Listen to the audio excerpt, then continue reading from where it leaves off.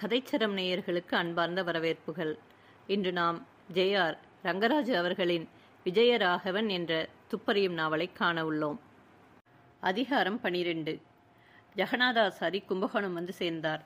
அங்கே அவரும் லட்சுமணாசாரியும் மிக்க அந்யோன்ய நண்பர்களாக இருந்து வந்தனர். ஜெகநாதாசாரி லட்சுமணாசாரியின் ஆடம்பர செலவுகளுக்கு அவர் கேட்ட பொழுதெல்லாம் வேண்டிய பணம் கொடுத்து மிக்க உதவியாக இருந்தார். ஜெகநாதாசாரிக்கு வேண்டிய தாசிகளை கொண்டு வந்து சேர்ப்பதிலும் அவருடைய காமாதூரமான காரியங்களிலும் லட்சுமணாசாரி துணையிருந்து தம்மால் ஆக வேண்டியவற்றை எல்லாம் செய்வார். இவ்விருவரும் கும்பகோணத்தில் மிக்க பெரிய மனிதர்களாக விளங்கி வந்தனர். ஒரு நாள் அவருக்கும் அவரது நண்பரான ஜெகநாதாசாரிக்கும் பின்கண்ட சம்பாஷணை நடந்தது. உன்னுடன் சேர்ந்தது என் பணப்பெட்டிக்கு பெரிய சனியனாக முடிந்தது. உனக்கு 1 பவுன் 1 காசு போல தோன்றுகிறது. இனி இவ்விதம் செலவு செய்தால் நான் ரூபாய்கள் கொடுக்கவே மாட்டேன். என்ன என்ன பணம் இனி கொடுக்க மாட்டீர்களா? உண்மையை தெரிவித்து போதும், நிறுத்தும். இனி அதிகமாக பேச வேண்டாம். சுவர்களுக்கு கூட காதுகள் உண்டு. என்னிடம் இருந்த பணமெல்லாம் செலவாகிவிட்டதால் இனி என்ன செய்வது என்றேன். இனி உங்கள் உதவி சொற்ப காலத்துக்கே வேண்டும். நான் ஒரு திட்டம் போட்டிருக்கிறேன். அது வரையில் பொறுமையாக இருங்கள். பிறகு கௌரவம், பணம் ஆகியெல்லாம் தானாகவே எனது காலில் வந்து குவியும். அது எப்படி என்று விவரித்து சொல் கேட்போம். இப்பொழுது சொன்னால் அவ்வளவு ருசி தோன்றாது. இப்பொழுது தோன்றியிருக்கும் ஒரு புதிய கட்சி ஒரு வகையில் மிகவும் உத்தமமான கட்சியாகும். இப்பொழுது அந்த கட்சி சுயநல புலிகளுக்கு நல்ல லாபம் கொடுக்கிற கட்சியாக உள்ளது. அது எப்படி? என் பெயரை எவ்விதம் விளம்பரம் செய்வது என்பது நான் தேடும் சூழ்ச்சி. அதற்காக நான் அந்த கட்சியில் சேர்ந்து கொண்டு எவ்வளவு அந்தஸ்து உள்ளவர்களாக இருந்தாலும் சரி, எவ்வளவு நன்மை செய்பவர்களாக இருந்தாலும் சரி, அவர்களுடன் நான் நண்பராகிவிடுவேன். தமக்கும் தம்மை சேர்ந்தவர்களுக்கும் நன்மைகள் செய்து கொண்டதை தவிர பரோபகாரம் இன்னதென்று செய்வதறியாத பல பிரபலஸ்தர்களின் நட்பை பெற்று அவ்வகையில் புகழுடன் பணமும் அந்தஸ்தும் தேட வேண்டும். ஜனங்கள் என்னுடைய தந்திரத்தை தெரிந்து கொள்ளாமல் மயங்கும் வரையில் என்னுடைய கீர்த்தி குறையாது. படாடோபம் செய்பவனே பலமுள்ளவன் என்ற பாராட்டுதலை தற்காலம் எங்கும் வழக்கமாக இருக்கிறது. அதுவரையில் தாங்கள் எனக்கு செலவுக்கு உதவிக்கு வர வேண்டும்.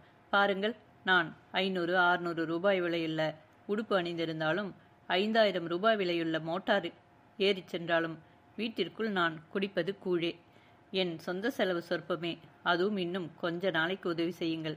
கட்சியில் ஒரு தலைவனாகிவிட்டால் முனிசிபல் கவுன்சிலர்கள், தாலுகா போர்டு மெம்பர்கள், டிஸ்ட்ரிக்ட் போர்டு பிரசிடென்ட்டுகள் முதலியவர்களை நியமனம் செய்ய இவ்வளவு தொகை என்று ஏற்பாடு செய்து கொண்டு இதுவரையில் எனக்கு ஏற்பட்ட கடன்களை கொடுத்து விடுவதோடு சில கிராமங்களையும் வாங்கிவிடக்கூடும். கவர்மெண்டாரின் நோக்கங்களை நான் தழுவிவிட்டால் பருப்பில் நெய்விட்ட மாதிரிதான். அப்பால் இவ்விஷயங்களில் நான் என்ன செய்தாலும் அவர்கள் அவ்வளவு கவனம் செலுத்த மாட்டார்கள் என்றார். இவ்வாறு அவர் தமது திட்டத்தை சொல்லி முடித்தார். இந்த சம்பாஷணைகளுக்கு பிறகு ஆசாரி தமது காரியங்களை ஆரம்பித்து விட்டார். அவரது நண்பரான ஆசாரி பிரபு அவருக்கு அருந்துணையானார். பிரசங்க யாத்திரைகள் செய்யத் தொடங்கினார். முதலில் பிரபு குறித்த ஒரு ஊருக்கு சென்று தமது கைப்பணத்தை கொண்டு பூமாலை முதலியவைகளுக்கெல்லாம் ஏற்பாடு செய்து ரயில்வே ஸ்டேஷனில் எதிர்கொண்டு அழைக்கவும், சிலரை திட்டம் செய்துவிட்டு இன்ன தேதியில் இன்ன இடத்தில் பிரசங்கம் என்று பெரிய விளம்பர பத்திரிகைகளை ஊர் முற்றும் பரவ வைத்து திரும்பி விடுவார். அதன் பிறகு லட்சுமணாசாரி தமது அந்தரங்க காரியதரிசியான ஜெகநாதாசாரி பிரபுவுடன் முதல் வகுப்பு வண்டியில் பிரயாணமாவார். ரயில்வே ஸ்டேஷனில் வரவேற்பும் பின் ஊர்வலமும் கனத்த உபசாரங்களும் நடக்கும். மாலையில் ஆசாரி பிரசங்கமாறி பொழிவார். பேதை ஜனங்கள் அவருடைய பிரசங்கத்தில் மயங்கி கனத்த உற்சாக வெறி கொள்வார்கள். எங்கும் கரகோஷமும் ஆரவாரமும் மிகுந்து நிற்கும். இந்த வகையில் லட்சுமணாசாரி ஜனங்களுக்கு மிகவும் வேண்டியவராகிவிட்டார். அவர் பிரதாபம் சென்னையில் உள்ள தலைவர்களுக்கும் எட்டிற்று. நாளடைவில் அவர்களுடைய கிடைத்தற்கரிய நட்பையும் பெற்றுவிட்டார். பதவி உயர்ந்துவிட்டது. முன்பிருந்த நண்பர்களை உதறிவிட்டு தமது தற்கால கௌரவத்திற்கேற்ப மித்திரர்களை தூண்டிவிட்டு பிடித்து கொண்டார். அதிர்ஷ்டத்திற்கு மேல் அதிர்ஷ்டம். அத்தருணத்தில் விரும்பி காத்திருந்த சென்னை சட்டசபையின் புது தேர்தலும் எதிர்பட்டு கொண்டது. மகாத்மா காந்தி சட்டசபைகளை பகிஷ்கரிக்கும்படி சொல்லிவிடவே காங்கிரஸ் மகாசபையை சேர்ந்தவர்கள் அதிலிருந்து விலகிவிட்டனர். தலைமுறை தத்துவமாக உண்மை பிரபுக்களாக இருந்தவர்களும் ஜமீன் போட்டி போடாது போகவே அதுவரையில் இன்னார் என்று தெரியாமல் இருந்த சிலர் போட்டி எண்ணியில் சுலபமாகவே பொது ஸ்தாபனங்களுக்கு தேர்ந்தெடுக்கப்பட்டனர். அதில் லட்சுமண ஆசாரியும் சட்டசபை அங்கத்தினர்களில் ஒருவரானார். நமது லட்சுமண ஆசாரியை போன்றவர்கள் பலர் முனிசிபல் கவுன்சிலர்களாகவும், தாலுகா போர்டு மெம்பர்களாகவும், ஜில்லா போர்டு மெம்பர்களாகவும், சட்டசபை கவுன்சில் மெம்பர்களாகவும் வந்திருப்பதால் இங்கே குறிப்பிட்டு எழுதப்பட்டது. அவர் நினைத்தவைகள் யாவும் அவருடைய திட்டத்தின்படியே நிறைவேறின. அவருக்கு சட்டசபை ஸ்தானம் கிடைத்த பாக்கியத்தை சிலாகித்து பல கடிதங்கள் வந்தன. அவற்றில் சிலவற்றை பார்த்தார். என்னுடைய சந்தோஷத்தை ஒப்புக்கொள்ளுங்கள் என்று ஒரு கடிதம். இதில் உப்புமில்லை சப்புமில்லை என்றார். நீங்கள் இந்த பட்டத்திற்காக சண்டை போட்டீர்கள், கடைசியில் ஜெயித்தீர்கள் என்று ஒரு கடிதம்.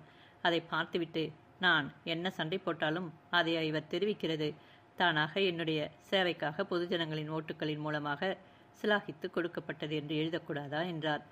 தாங்கள் கொடுத்த தோட்ட கச்சேரிகள் வீண் போகாமல் பலன்பட்டதை பற்றி சந்தோஷம் என்று ஒரு கடிதம்.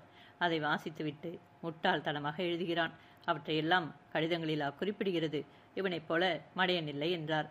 தாங்கள் ஜரிகை மாலைகளிலும் ரோஜா புஷ்பஹாரங்களிலும் செலவழித்த பணம் வீண் போகவில்லை. அவற்றை பெற்றுக்கொண்டவர்கள் விசுவாசத்துடன் தங்களுக்கு சிபாரிசு செய்தது அவர்களுடைய கௌரவத்தை காட்டுகிறது என்று ஒரு கடிதம். அதை கவனித்துவிட்டு, வெகு புத்திசாலி, நான் செய்த காரியங்களை எல்லாம் கடிதத்தில் எழுதக்கூடாது என்று தெரியவில்லையே என்றார். 2 வருடங்களாக கவலைப்பட்டதற்கு இப்போதாவது கிடைத்தது அதிர்ஷ்டம்தான் என்று ஒரு கடிதம். இவ்வளவு கவலைப்பட்டேன் என்று இந்த போக்கிரி பயலை யார் எழுதச் சொன்னார்கள் என்றார். இந்த தடவை உங்களுக்கு சட்டசபை ஸ்தானம் கிடைக்காதிருந்தால் வேறு ஒரு கட்சியுடன் சேர்ந்து விடுகிறது என்று சொன்னீர்கள். உங்கள் அதிர்ஷ்டம் எதிர்பார்த்தது கிடைத்துவிட்டது என்று ஒரு கடிதம். இவனிடத்தில் ரகசியமாக சொன்னதை பகிரங்கமாக எழுதிவிட்டானே என்றார். தாங்கள் எடுத்துக்கொண்ட முயற்சி வீண் போகாமல் பலிதமானது சந்தோஷம். முயற்சி மெய்வருத்த கூலி தரும் என்று ஒரு கடிதம். இந்த பயலை என்னுடன் கூட உத்தியோகஸ்தர்களை பார்க்க போன பொழுது அழைத்துச் சென்றதில் வந்த பிசகு இது என்றார். சட்டசபை ஸ்தானத்தில் 3 வருடங்களும் எப்படியோ கழிந்து போயின. இப்பொழுது மறு தேர்தல்கள் நடக்க வேண்டும். காலமும் முன்போல இல்லை. சித்தரஞ்சன் தாசரின் கீழ் சுயராஜ்ய கட்சி ஒன்று தோன்றி பொது ஸ்தாபனங்களுக்கு காங்கிரசார் அபேட்சகர்களாக நிற்க வேண்டும் என்று பெரு முழக்கம் செய்து விளம்பரங்களை வெளியிட்டனர். இம்முறை சுயராஜ்ய கட்சியார் போட்டியாக ஏற்பட்டனர். அத்துடன் இல்லை, சட்டசபை ஸ்தானத்தை அபேட்சிப்போர் முன்னதாக 200 ரூபாய் கட்ட வேண்டும் என்றும் உத்தரவு பிறந்தது. புரொஃபசர் ஆசாரி இதற்கெல்லாம் பின்னிடுவாரோ? அவரும் சட்டசபைக்கு அபேட்சகராக நின்றார். தாம் கார்டின் விலையை 5 பைசாவிலிருந்து அதனை குறைக்க வேண்டும் என்று சட்டசபையில் வெகுபாடு பட்டதாகவும் அநேக விஷயங்களில் துரைத்தனத்தாரை வற்புறுத்தி ஜனங்களுக்கு நன்மை செய்யும்படி தூண்டியதாகவும் சிறைச்சாலைகளில் கைதிகள் செக்கு இழுப்பதை நிறுத்த வேண்டும் என்று கேட்டுக்கொண்டதாகவும் கும்பகோணத்தில் மின்சார விளக்குகள் போடும்படி தாம் இனி சட்டசபையில் கேட்கப் போவதாகவும் ஆதலின் தமக்கே பொதுஜனங்கள் ஓட்டு கொடுக்க வேண்டும் என்றும் பத்திரிகைகளை அச்சிட்டு பரவ செய்தார். தமது திருவுருவத்தை கொடுப்போருக்கு பிரத்யேகமான வீடு ஒன்று அமைத்து அங்கே போஜன ஏற்பாடுகள் செய்தார். முதல் தரமான காபி, டீ, கொக்கோ, உயர்ந்த பட்சணங்கள், சீமை சாராய வகைகள் முதலியன யாவருக்கும் வயிறு நிரம்ப கொடுத்து உபசரிக்கப்பட்டனர். புரொஃபசர் லட்சுமண ஆசாரி எம்எல்சி அவர்களுக்கே ஓட்டு கொடுங்கள் என்று விளம்பரங்கள் எங்கும் ஒட்டப்பட்டு பிரகாசித்தன. அச்சு கொடுத்தாருக்கு கனத்த லாபம். நகரமெங்கும் ஆரவாரம். ஒரு ஓட்டுக்கு இவ்வளவு ரூபாய் வேண்டும் என்று கேட்கத் தொடங்கியவர்களும் பலர். ராகவனுடைய விஸ்வகர்ம தூதன் பத்திரிகையில் புரொஃபசர் ஆசாரி தம்மை குறித்து சிலாகித்து பத்திராதிபர் களத்தில் எடிட்டோரியல் விரிவாக எழுதும்படி வற்புறுத்தினார்.